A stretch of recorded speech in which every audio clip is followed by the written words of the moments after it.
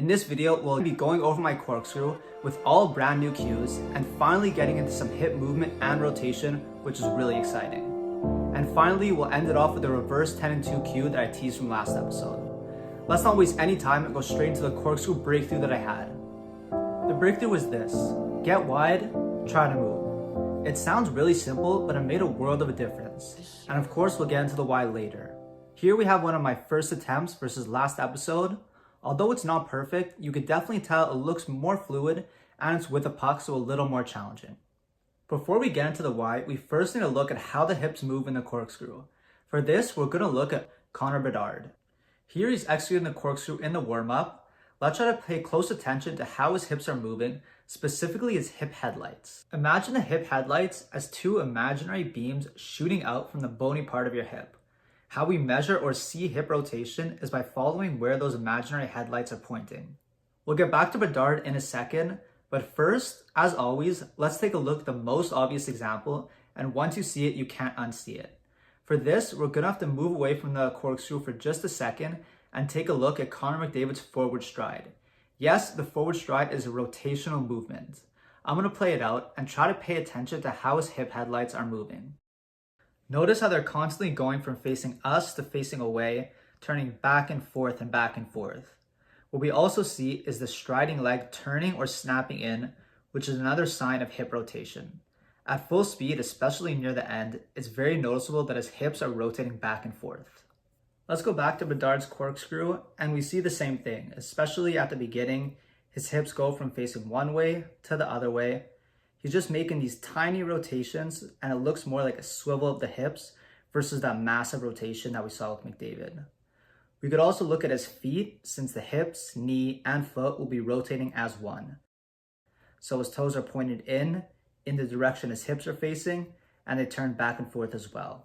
We also see he's cutting with the heel of the skate, like I mentioned in the last episode. The last thing I want to highlight with Bedard's corkscrew here is the difference between these reps at the beginning and the end. At the end, he's just in your standard wide tripod position with both feet parallel, his hips square, and gliding.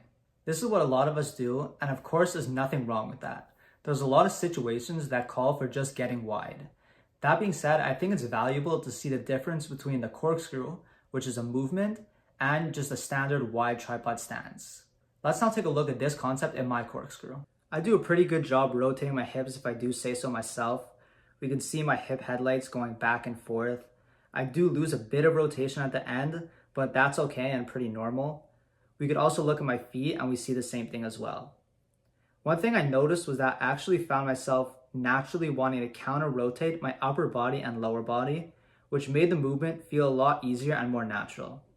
On this rep, you can see my arms are the first thing to rotate, almost like I'm loading up the rotation with my upper body. We'll be going into a little more detail on upper body rotation a little later on, so keep watching. In general, I'm feeling more rotational, I'm feeling smoother, and I'm also feeling the posterior oblique sling activate, or at Train 2.0 we call it the inner spring. But sadly, we won't be covering that in this video. Some noticeable areas of improvement is that I'm pushing out too much or abducting the hips, and I'm also a little more biased towards external hip rotation, whereas all the best corkscrewers in the world are more biased towards adducting and internal hip rotation, like we see with Laine on his most recent highlight reel goal. And even someone like McDavid, who is more naturally bow-legged, is more biased towards internal hip rotation and adducting when corkscrewing. So why did this cue get wide and try to move work? Well, the only way to generate speed or move when wide is through rotation, especially at the start. You're gonna need and get the most rotation when you're initially accelerating. So that's where the glide comes in. By actively slowing down and gliding, I have to re-accelerate, thus forcing me to twist the hips again and again, building up that feeling and movement pattern, so that eventually I'll be able to maintain the same level of rotation throughout the entire movement, and then eventually eliminate the need to glide or stop. That's why this McDavid clip is amazing to look at hip rotation. Because of the nature of the drill, he is constantly having to re-accelerate, meaning more and more rotation. And of course, to get the most hip rotation in your corkscrew, you're going to need all the cues that I discussed in last episode to be on point as well, especially getting heel pressure and staggering your feet. One of my problems that I think a lot of people can relate to is that my hips are tight. It's not very comfortable to just chill in this very wide position, especially when I start rotating, it puts a lot of strain on my groin. When doing the corkscrew, you want your hips to be super relaxed and swiveling back and forth. That's what gives you that flowy and smooth look. But if your hips are tight or you have any physical constraints, then naturally your body will brace itself and lock up as a protective mechanism. If I'm ever going to reach mastery, I need my body to be in optimal condition. That said, even if your body is not in pristine shape, don't let that stop you from starting your mechanics journey. You can make a ridiculous amount of progress even if your body is not in perfect shape.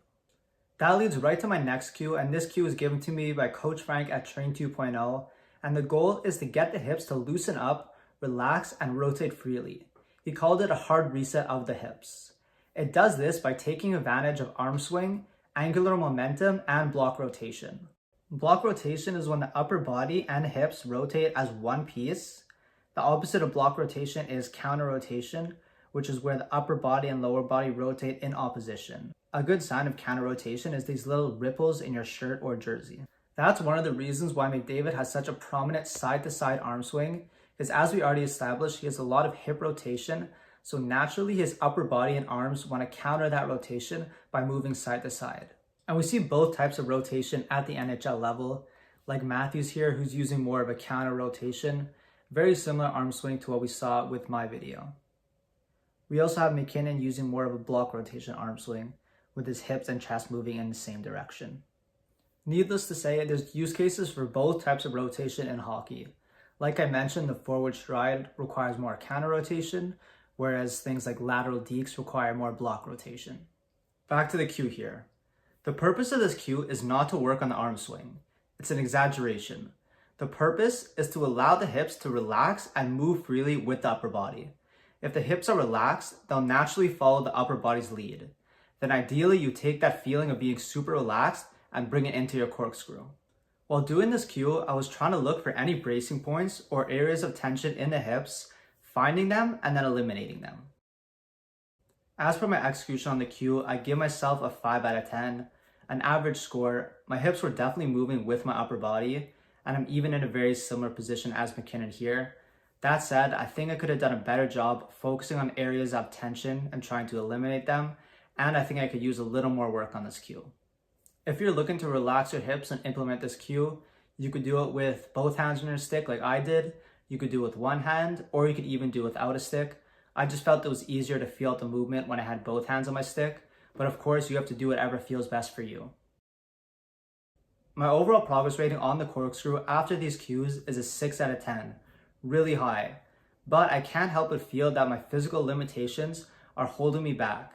So right now I'm making it a priority to make sure my body is in optimal condition to perform these mechanics as they should be. Let's move on to the reverse 10 and 2. As a reminder, last episode I felt something was off with my back foot on the exit, but the cue that helped was more related to my front foot. The cue was rather than adjust my Y angle to spray snow, to try to maintain the same level of Y angle by shaving the ice at the toe of my skate. If you don't know what Y angle means, don't sweat it. I got a quick explanation on the top of your screen. Here's the same clip from last week, and we see that when I'm sliding with my front foot, I'm shaving the ice at the mid blade and initiating the slide by reducing my Y angle, so my boot is fully upright. Of course, there's nothing wrong with that per se, but the problem that I was having was that I was never gripping or getting any weight on my front foot. So that means I immediately had to transfer my weight to my back foot, which threw me off. So in this updated clip, I was able to ride or at least cut the ice with my front foot, so I didn't have to switch right away to my back foot, making the exit way more comfortable. As you may be able to tell, the reverse 10 and 2 has not been one of my main focuses, and I didn't really do a lot of reps on this cue. So this is going to be the last time that we're going to see the reverse 10 and 2 in this series, at least for now. As for my execution and progress, I'd give my execution on this cue a 2 out of 10 and progress a 1 out of 10. Just because, again, I really didn't do many reps. I just threw in a couple reps at the end of my skate, and you can't expect to make progress or even implement a cue with such little reps. That being said, just the knowledge and experimenting with the cue merits at least a 1 out of 10 in progress. Our Train 2.0 Plus membership is for players that want to get better and want to do so with a science-based approach. And And they want to do it in a way that is rooted in the technological advancements found in video feedback, but also sticks and skates and a lot of different sports science stuff that is coming out recently.